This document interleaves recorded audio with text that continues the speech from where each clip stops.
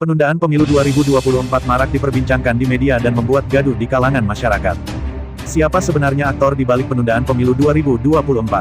Sebelum kita mulai lebih lanjut, mohon untuk subscribe channel ini agar lebih bersemangat lagi dalam menyuarakan fakta-fakta keadilan di negara Republik Indonesia ini. Ketua MPR RI Bambang Susatyo alias Bamsud menanggapi penambahan masa jabatan Presiden Joko Widodo alias Jokowi maupun menunda pemilihan umum 2024. Sebelumnya, seorang politisi dari partai politik disebut-sebut menyatakan siap mengagendakan sidang istimewa MPR demi mewujudkan hal tersebut. Bamsud menjelaskan, mekanisme sidang-sidang istimewa tidak mudah. Meski demikian, dia menyebut peluang terwujudnya tertundanya pemilu ini tergantung dari partai politik yang ada di parlemen. Mekanisme sidang istimewa tidak mudah. Ia sangat tergantung dari parpol yang ada di parlemen ini. Kalau saya kan hanya megang palu saja, kata Bamsud di Kompleks Parlemen, Jakarta, Ahad, tanggal 5 Februari tahun 2023. Saat ditanya jika situasinya semua ketum parpol setuju menunda pemilu, Bamsud enggan menanggapi. Ia meminta untuk menanyakan hal tersebut kepada para petinggi parpol. Ia tanya ketum parpolnya dong, kata dia. Menyitir laporan koran Tempo bertajuk Dua Wajah Wacana Masa Jabatan Presiden edisi Kamis, tanggal 2 Februari tahun 2023, Menteri Koordinator Politik, Hukum, dan HAM Mahfud MD menyinggung persaingan masa jabatan Presiden saat menghadiri rapat di Lembaga Ketahanan Nasional pada Rabu, tanggal 1 Februari tahun 2023 lalu. Di depan para pejabat eksekutif Lemhanas, Mahfud menegaskan pemerintah sudah menyiapkan kebutuhan pemilu 2024. Meski demikian, dia menyebut pemerintah tidak bisa menyembunyikan adanya aspirasi yang menolak pemilu maupun memperpanjang masa jabatan Presiden 2024. Kalau dari pemerintah, jelas bahwa kemudian ada pikiran-pikiran lain, saya katakan itu di luar pemerintah. Dan itu benar, kita tidak bisa menghalangi kalau seorang ketua partai politik, kelompok masyarakat tertentu, berwacana itu harus diperpanjang. Itu kan, ya, tidak melawan, kata Mahfud. Mantan Wakil Menteri Hukum dan HAM Denny Indrayana mengatakan Mahfud pernah bercerita bahwa ada politisi yang menemuinya, keduanya terjadi pada Rabu, tanggal 25 Januari tahun 2023 lalu di kediaman Mahfud. Politikus dari salah satu parpol itu menyatakan kelompoknya siap mengagendakan sidang istimewa Majelis Permusyawaratan Rakyat.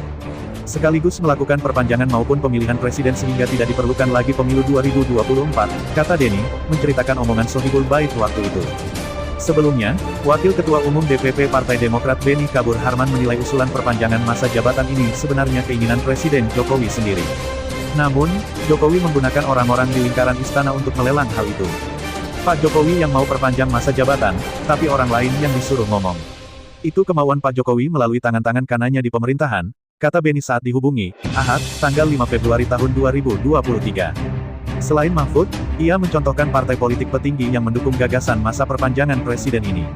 Pada awal 2022, Ketua Umum Partai Kebangkitan Bangsa PKB, Muhaimin Iskandar alias Cak Imin, Ketua Umum Partai Golkar yang juga Menteri Koordinator Perekonomian Airlangga Hartarto, serta Ketua Umum Partai Amanat Nasional PAN, yang kini Menteri Perdagangan Zulkifli Hasan kompak mendukung ide itu. Demokrat tahu bahwa itu keinginan Presiden Jokowi, dan itu disampaikan melalui tangan kanannya baik di parpol maupun pemerintahan. Itu ketum Golkar, PAN, PKB, berapa kali kan? Itu keinginan istana, kata Beni.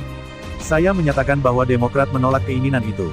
Menurutnya, dukungan terhadap isu ini dilakukan oleh politisi yang mencari muka dengan melakukan tindakan asal Bapak Senang alias ABS.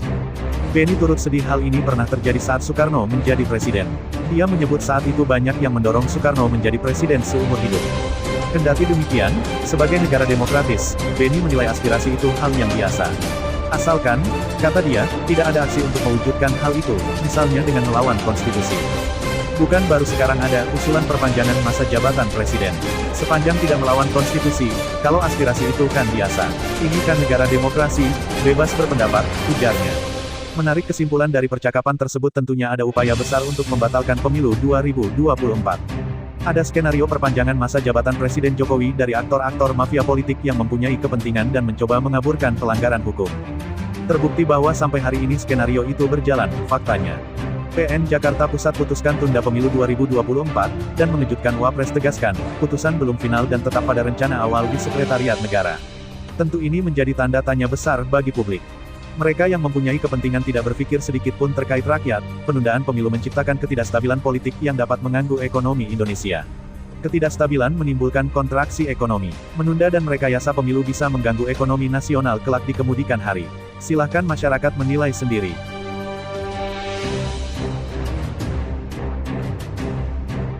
Salam dari Detektif Pancasila, semoga Indonesia bersih dan menjadi adil dan makmur.